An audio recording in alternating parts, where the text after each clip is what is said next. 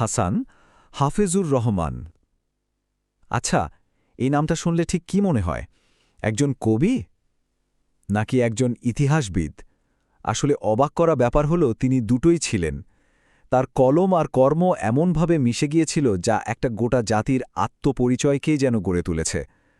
চলুন আজ আমরা সেই অবিশ্বাস্য গল্পটাই একটু খুঁজে দেখি। আর এখানেই তো আসল প্রশ্নটা। ভেবে দেখুন তো, একজন শব্দশিল্পী যার কাজ হলো অনুভূতিকে ভাষায় রূপ দেওয়া, তিনি কি করে একটা দেশের জন্মযুদ্ধের সবচেয়ে গুরুত্বপূর্ণ দলিলের রক্ষক হয়ে ওঠেন? এই যে একটা অবাক করা জার্নি, চলুন এর কথাই আজ বলা যাক। তো এই জার্নিটা বুঝতে হলে সবার আগে তার সত্তার দুটো দিক দেখতে হবে। বাইরে থেকে দেখলে মনে হতে পারে দুটো একদম আলাদা জগৎ, তাই না? একদিকে কবি, অন্যদিকে ঐতিহাসিক।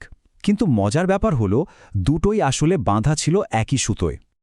দেখুন, একদিকে তিনি হলেন সৃজনের কারিগর, মানে শব্দের জাদুতে যিনি অনুভূতি আর স্বপ্নকে ফুটিয়ে তোলেন। আর ঠিক তার উল্টো দিকে তিনি সত্যের একনিষ্ঠ প্রহরী, যিনি কি করেন, ইতিহাসের এক একটা ইট পরম যত্নে গেঁথে চলেন। তার জীবনে এই দুটো সত্তা কখনোই আলাদা ছিল না, বরং একটা আরেকটাকে সম্পূর্ণ করেছে। আচ্ছা, এই জার্নির শুরুটা কোথায় হয়েছিল? একেবারে ছাত্রজীবনে, রাজপথে।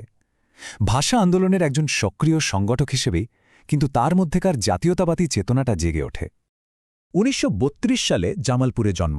তারপর ঢাকা ইউনিভার্সিটি থেকে বাংলায় MA ডিগ্রি নিলেন।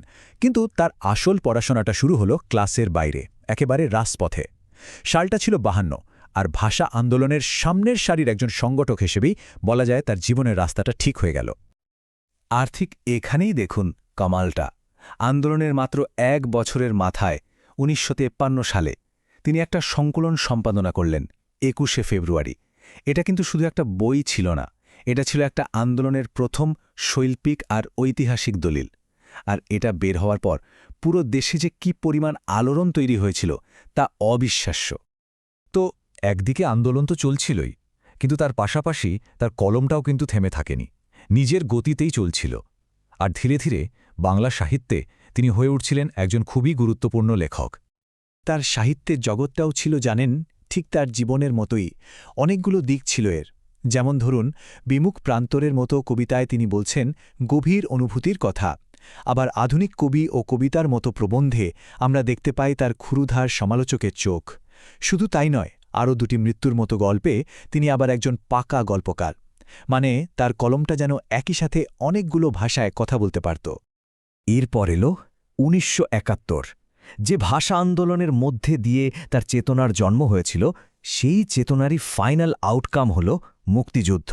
আর এই মুক্তিযুদ্ধে তার ভূমিকাটা ছিল অসাধারণ। কিন্তু তিনি তো শুধু কলম হাতে দর্শক ছিলেন না, ৭১-এ তিনি সরাসরি মাঠে ছিলেন একজন নির্ভীক যোদ্ধা হিসেবে। মানে তিনি শুধু ইতিহাস পড়েননি, নিজের চোখে ইতিহাস তৈরি হতে দেখেছেন। আর এই যে সরাসরি অভিজ্ঞতাটা, এটাই তাকে তৈরি করে দিয়েছিল তার জীবনের সবচেয়ে বড় কাজটার জন্যে। ১৬ শুধু একটা সংখ্যা না, এটা একটা জাতির জন্ম ইতিহাসের প্রতীক। আর এই সংখ্যাটার সাথেই হাসান হাফিজুর রহমানের নামটা চিরদিনের জন্য জড়িয়ে গেছে। ব্যাপারটা হলো ১৯৭৭ সালে বাংলাদেশ সরকারের মুক্তিযুদ্ধের ইতিহাস প্রকল্পের হেড হিসেবে তিনি দায়িত্ব নেন। আর তার সম্পাদনাতেই বের হয় ওই ১৬ খণ্ডের বিশাল প্রামাণ্য সংকলন, বাংলাদেশের স্বাধীনতাযুদ্ধ দলিলপত্র। তাহলে ব্যাপারটা কি দাঁড়ালো? যে কবি একদিন ভাষার জন্য লড়েছিলেন, সেই কবি কিন্তু শেষ পর্যন্ত সেই ভাষার দেশের জন্ম ইতিহাসকে যত্ন করে গুছিয়ে রাখলেন। তো এত বড় একটা কাজের পর যে তাকে সম্মান জানানো হবে, এটা তো খুবই স্বাভাবিক। কিন্তু পুরস্কারের চেয়েও তার বড় উত্তরাধিকার কি জানেন? তার রেখে যাওয়া কাজ, যা এক প্রজন্ম থেকে আরেক প্রজন্মকে আমাদের ইতিহাসটা জানিয়ে দেবে। লেখক সংঘ পুরস্কার, আদমজী পুরস্কার, বাংলা একাডেমি, এমনকি দেশের সর্বোচ্চ সম্মাননা ২১শে পদক।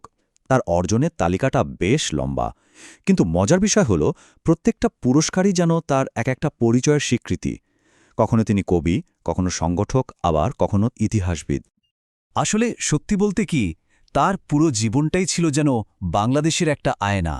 একজন কবি, একজন সংগঠক, একজন সৈনিক এবং একজন ইতিহাসবিদ, এই সব কিছু মিলেই কিন্তু একজন হাসান হাফিজুর রহমান। হাসান হাফিজুর রহমানের জীবনটা আমাদের সবার সামনে একটা গভীর প্রশ্ন রেখে যায়।